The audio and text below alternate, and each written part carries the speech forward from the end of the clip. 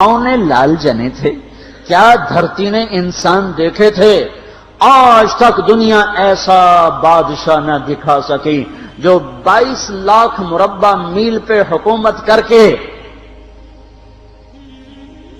مسجد میں جھاڑو دے رہا ہو، جو 22 لاکھ مربع میل پر حکومت کر کے پانی کی مشق کندھے پہ اٹھا کے بیوہ عورتوں کے گھر میں گھڑوں میں پانی بھرنے جا رہا ہو۔ امیر المومنین کہاں جا رہے ہو؟ فلاں اماں کے گھڑے میں پانی بھرنے جا رہا ہوں، فلاں کے گھر میں پانی بھرنے جا رہا ہوں۔ 22 لاکھ مربع میل پہ حکومت کر کے دھرتی نے ایسا بادشاہ نہیں دیکھا جو اونٹ چراتا پھر رہا ہو، اور جو بیت المال کا اونٹ گم ہوا چولے کو باندھا اور دوڑ لگائی، آگے احنف بن قیس ملے، ارے کہاں جا رہے ہو امیر المومنین؟ کہ تو بھی آ جا، بیت المال کا اونٹ گم ہو گیا ہے، مل کے تلاش کریں۔ پتہ نہیں کتنے مسلمانوں کا اس میں حصہ ہے۔ دھرتی ایسا بادشاہ نہ دکھا سکے گی، نہ دکھا سکے گی، کوئی ایسا آیا ہی نہیں ہے کہ جو اتنی بڑی سلطنت کا مالک ہو اور کیکر کے درخت کے نیچے بغیر پیروں کے سو رہا ہو۔ یہ ہمارے چھوٹے چھوٹے حکمران، ووٹوں کے ذریعے سے کرسیوں پر بیٹھنے والے، ان بے وقوفوں کے آگے بھی پہرے، پیچھے بھی پہرے، دائیں بھی پہرے، بائیں بھی پہرے، اوپر بھی پہرے، ان کی گاڑیاں بھی بلٹ پروف، یہ پھر بھی ڈرتے ڈرتے جا رہے کہ انہوں نے ظلم کیا، یہ اپنی ذات میں خوف زدہ ہو گئے۔ عمر نے اپنے نام کے ساتھ فاروق کا لقب آپ نے کہا عمر فرق بین الحق والباطل، عمر وہ عمر ہے جس نے حق اور باطل میں فرق کر کے دکھا دیا، اس لیے یہ فاروق ہے، اس نے حق اور باطل میں فرق کر کے دکھایا، یہ فاروق ہے۔ حسن بصری فرمایا کرتے تھے اپنی محفلوں کو عمر کے ذکر سے سجاؤ۔ حضرت عائشہ فرمایا کرتی تھیں عمر کے تذکرے کیا کرو کہ جب عمر کا تذکرہ ہوتا ہے تو عدل کا تذکرہ ہوتا ہے، جب عدل کا تذکرہ ہوتا ہے تو اللہ کا تذکرہ ہوتا ہے۔ کہ ہم عائشہ رضی اللہ تعالیٰ عنہ فرمایا کرتی تھیں اتنے بڑی سلطنت پر حکومت کرنے کے بعد اللہ کی راہ میں جانے والے مجاہدین کے گھر گیا کھڑا ہوا ہے، دروازے پہ دستک دے رہا ہے، بیٹی کوئی بازار سے سودا لینا ہو تو مجھے بتاؤ، تیرے گھر والا تو اللہ کی راہ میں ہے، میں تمہارے گھر کا سودا لے آؤں، کیا کیا چیز چاہیے؟ تم نے اپنے خامند کو خط لکھنا ہوگا، تم تو لکھنا نہیں جانتی، مجھے بتاؤ میں تیرے خامند کو تیری طرف سے خط لکھوں۔ اما تیرا بیٹا اللہ کی راہ میں گیا ہوا ہے، مجھے بتا میں تیرے بیٹے کے نام تیری طرف سے خط لکھوں۔ اتنی بڑی جس کے سامنے قیصر اور کسرا زیر و زبر ہو گئے، کج کلا، وہ زمین میں جا کے تہ خاک میں وہ سارے ہیرے لال جواہر، وہ زمین میں لوٹ پوٹ کرنے والا، کسرا کے تخت کو توڑنے والا اور روم کی طاقت کو توڑنے والا، آل ساسان کی طاقت کو توڑنے والا اور نوشیروان کے خزانے مدینے میں لانے والا اور خسرو پرویز کے خزانے مدینے میں لانے والا اور رومت الکبرا کے خزانے مدینے میں لانے والا خود اپنے کرتے میں 14 پیوند لے کے چل رہا ہے۔ 14 پیوند کے ساتھ کرتا ہے، مہینے میں 1 دن گوشت کھاتے تھے، وہ روٹی کھاتے تھے کہ عام آدمی حلق کے نیچے نہیں لے جا سکتا تھا۔ ہے سال کی ابتدا اس شخص کی شہادت سے ہوتی ہے جس کو اللہ نے وہ عزت دی۔ آپ نے کہا میرے 2 وزیر آسمان میں، 2 وزیر زمین میں، آسمان پہ جبریل اور میکائیل میرے وزیر ہیں، زمین پر ابو بکر اور عمر میرے وزیر ہیں۔ آپ فرمایا کرتے تھے ابو بکر عمر اگر کسی بات پہ جمع ہو جائیں تو میں ان کے مشورے کے خلاف کبھی نہ کروں گا۔ ابو بکر تیری مثال ابراہیم کی ہے، عمر تیری مثال نوح علیہ السلام کی ہے، ابو بکر تیری مثال عیسیٰ علیہ السلام کی ہے، عمر تیری مثال موسیٰ علیہ السلام کی ہے۔ آپ مسجد میں آئے، آپ کے دائیں طرف ابو بکر تھے، بائیں طرف عمر تھے، آپ اندر آئے اور کہا دیکھو اسی طرح قیامت کے دن ہم اٹھیں گے کہ میرے دائیں طرف ابو بکر ہوگا، میرے بائیں طرف عمر ہوگا اور ہم ہاتھوں میں ہاتھ دیے ہوئے اٹھائے جائیں گے۔ اور ایک حدیث میں آتا ہے اور میرے قدموں سے بلال کو اٹھایا جائے گا جو نکلتے ہی اذان دے گا۔ جس کے اسلام لانے نے اسلام کو اونچا کیا، جس کے اسلام لانے نے باطل کو پست کیا، جن راہوں سے عمر گزر جائے شیطان وہ راہیں چھوڑ دیتا تھا۔ عرفات کا میدان تھا، 1.25 لاکھ مقدس ہستیاں سامنے ہیں۔ میرے نبی نے فرمایا اس وقت میرا اللہ میرے سب صحابہ پہ فخر کر رہا ہے اور عمر بن خطاب پہ خاص طور پہ فخر کر رہا ہے، خاص طور پہ فخر ہو رہا ہے، عمر بن خطاب پہ خاص طور پہ فخر ہو رہا ہے۔ میرے بعد کوئی نبی ہوتا عمر ہوتا۔ عمر، میں نے رات جنت میں محل دیکھا، ایک اینٹ موتی کی، ایک یاقوت کی، ایک زمرد کی۔ میں نے پوچھا یہ کس کا ہے؟ کہا گیا ایک قریشی کا ہے۔ میں کہا میں قریشی ہوں، اتنا خوبصورت محل ہے، میرا ہی ہوگا۔ جب جانے لگا تو فرشتے نے کہا یہ آپ کے غلام عمر بن خطاب کا ہے۔ وہ کیا مبارک لوگ ہیں کہ جنہیں نبی کے گھر میں قبر نصیب ہو، ایک طرف ایک ساتھی، ایک طرف دوسرا ساتھی، جن کو نبی کے دو پہلوؤں میں جگہ ملی ہو۔ وہ کیسی عظیم ہستیاں اتنی بڑی سلطنت کا مالک اور اتنے بڑے عدل کی نشانی بن کر مدینے میں مسجد میں بیٹھے رو رہے ہیں۔ امیر المومنین کیوں رو رہے ہو؟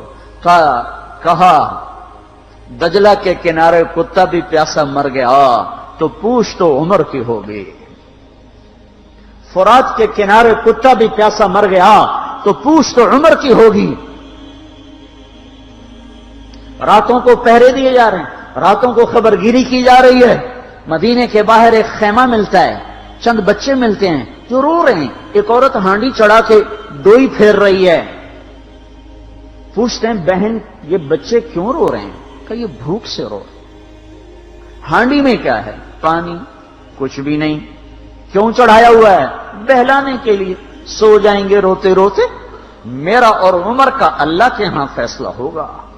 تو عمر کی ہچکیاں بن گئیں کہ عمر کو بہن تیرے حال کی کیا خبر؟ کہ پھر ہمارا بادشاہ کیوں بنا ہے؟ اگر ہمارے حال کی خبر نہیں لیتا تو ہمارا خلیفہ کیوں بنا ہے؟ پر لگ گئے، بیت المال سے سامان نکالا، بوری بھری، سر پہ اٹھائی، کمر پہ اٹھائی۔ غلام اسلم نے کہا میں اٹھاؤں؟ کہ قیامت کے دن بھی میرا وزن تو اٹھائے گا۔ اسی طرح بھاگے ہوئے آئے، پنیر نکالا، آٹا نکالا، گھی نکالا، شہد نکالا، ڈال کے ہانڈی میں نیچے آگ، خود دھواں گیلی لکڑیوں میں پھونکے مار مار مار آگ جلائی، حلوہ تیار کیا، پھر پلیٹوں میں ڈال ڈال کے بچوں کو کھلایا۔ وہ عورت کہنے لگی کاش عمر کی بجائے تو خلیفہ ہوتا۔ تو یہ نہیں کہا کہ میں ہی عمر ہوں، میں ہی عمر ہوں۔ فرمایا جب کل تو امیر المومنین سے ملے گی تو مجھے بھی وہیں دیکھ لے گی، مجھے بھی وہیں پا لے گی۔ پھر وہاں بیٹھ کے دیکھتے رہے، اٹھ کے چل دیے۔ بچے ہنسنے لگے، کھیلنے لگے تو اپنے غلام سے فرمایا میں نے انہیں روتا دیکھا تھا، میرا جی چاہا میں انہیں ہنستا بھی دیکھوں۔ 22 لاکھ مربع میل پہ اسلام پھیلا کر حکومت اس سے بھی بڑے علاقے میں لوگوں نے کی۔ چنگیز نے اس سے زیادہ فتوحات کی، محمود غزنوی نے اس سے زیادہ کی، سکندر تیمور نے اس سے زیادہ کی۔ پر فتوحات کر کے یوں خدمت کر رہا ہو، پانی بھر رہا ہو، اونٹ چرا رہا ہو، امامت کرا رہا ہو، 14 پیوند لگے کپڑوں کے ساتھ خلافت کے تخت پر بیٹھا ہوا ہو، یہ دھرتی میں پھر کوئی نہیں آئے گا۔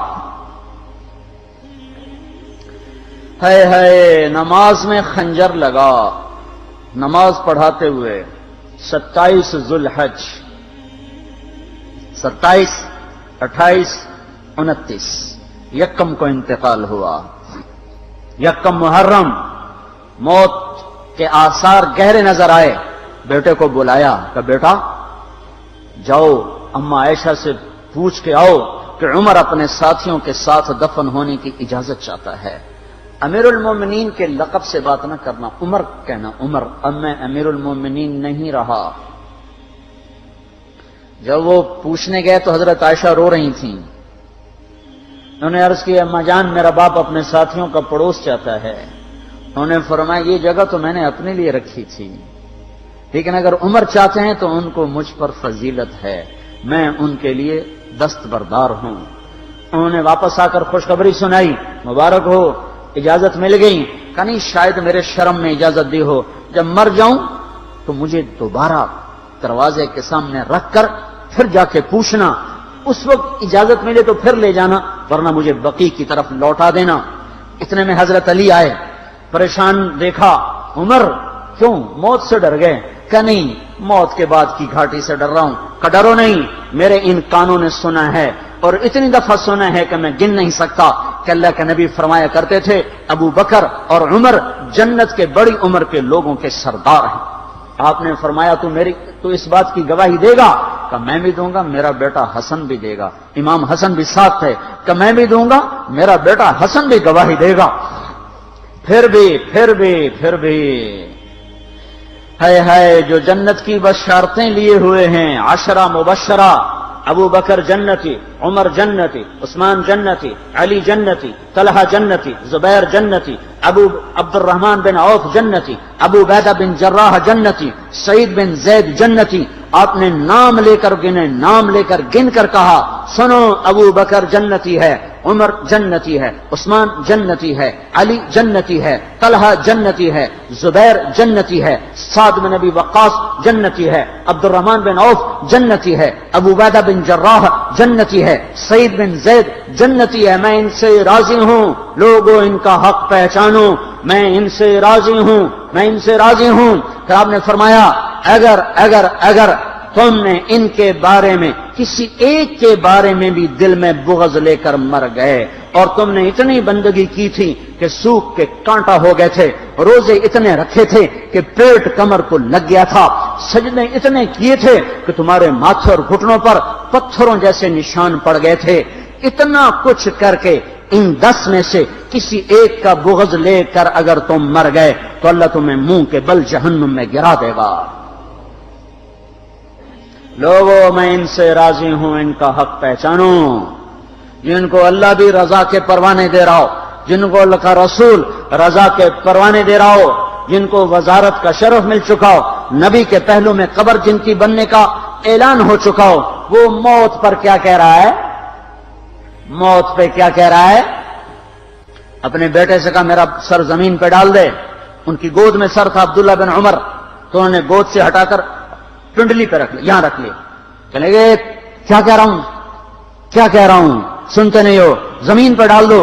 تو انہوں نے زمین پہ ڈالا تو اپنے چہرے کو مٹی میں رکھ دیا اور ایسے ملنے لگے اور کہنے لگے اے میرے رب، اگر تو نے عمر کو معاف نہ کیا تو عمر ہلاک ہو جائے۔ ویل لک یا عمر ولامک ان لم یغفر لک ربک، عمر تیری ہلاکت ہے اگر تیرے رب نے تجھے معاف نہ کیا۔ یہ کہتے کہتے کہتے جان دے دی۔ 22 لاکھ مربع میل میں اسلام کو زندہ کرنے والا، این حالت نماز میں زخم کھا کے گرنے والا، مطلوب مصطفیٰ، وزیر مصطفیٰ، جنت کی خوشخبریاں لے کر پھر موت پر یوں کہہ رہا ہو اے اللہ تو نے معاف نہ کیا تو میرا کیا بنے گا؟ کیا بے طلبی ہے۔ ان کے بیٹے خلافت کے اہل، ان کے بہنوئی سعید بن زید 10 مبشرہ میں سے دونوں کے نام کاٹ دیے کہ یہ 6 ہیں جن سے اللہ کا رسول راضی تھا، جس کو چاہو خلیفہ بنا دو، جس کو چاہو حکومت دے دو، نہ میرے بیٹے کو ملے گی نہ سعید بن زید کو ملے گی۔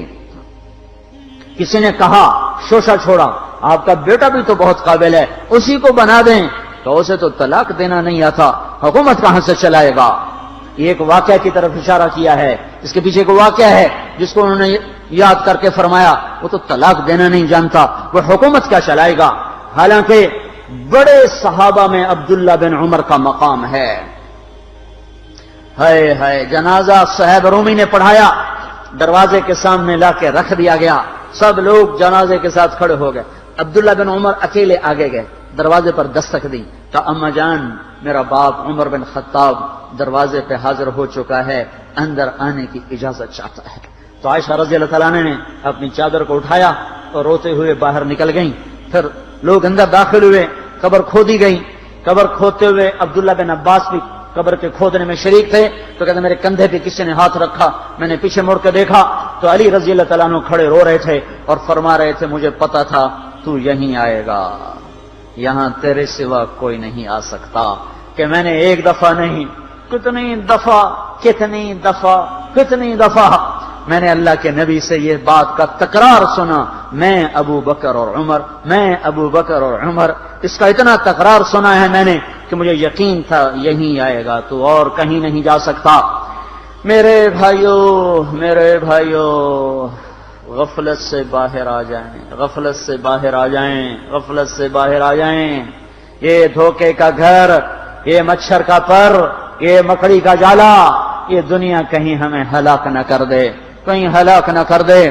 ان لوگوں کو سامنے رکھ کے زندگی گزارو جنہوں نے اللہ کو راضی کیا، اس کے رسول کو راضی کیا، کلمہ حق کو بلند کیا، خیر کے ذریعہ بنے، شر کے مٹانے والے بنے، اور دنیا میں مرنے کے بعد بھی ان کے تذکرے ہدایت کا سامان بنے، ان کے تذکرے روشنی کا مینار بنے۔ ان کے پیچھے چلو، مغرب کے اندھیروں کی طرف مت دوڑو، وہاں تو سورج بھی ڈوب جاتا ہے، مغرب میں تو سورج بھی ڈوب جاتا ہے، اور تمہیں پکار کے کہتا ہے مغرب کی طرف نہ آنا، ادھر اندھیرا ہے، میں یہاں گم ہو گیا، تم کون سا سراغ ڈھونڈنے آئے ہو؟ دوڑو اللہ اس کے رسول کی پاک زندگی کی طرف، اس کے پاک صحابہ کی زندگی کی طرف، جن کو اللہ نے مرنے سے پہلے جنت ہاتھ میں دے دی، جنت کی بشارت دے دی۔